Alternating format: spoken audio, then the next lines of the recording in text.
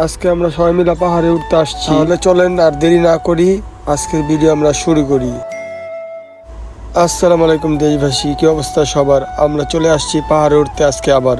আকাশের ওয়েদারটা ছিল বৃষ্টি বৃষ্টি ভাব, আমরা পাহাড়ে উঠতেছি সবাই মিলে আজকে, কারণ আজকে আমাদের সবার বন্ধ, কোনো কাজ কাম নাই।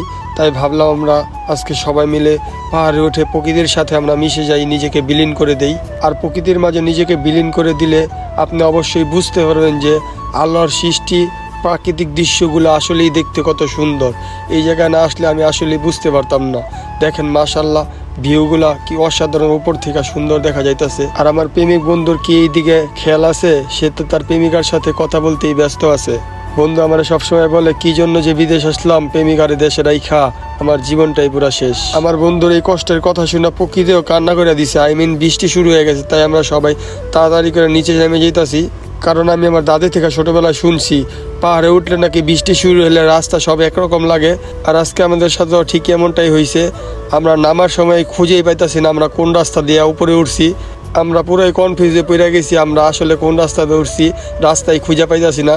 আসলে প্রকৃতি খুব ভয়ানক জিনিস, কখন কিরকম ভাবে রূপ বদলায় সেটা বোঝা বড় মুশকিল।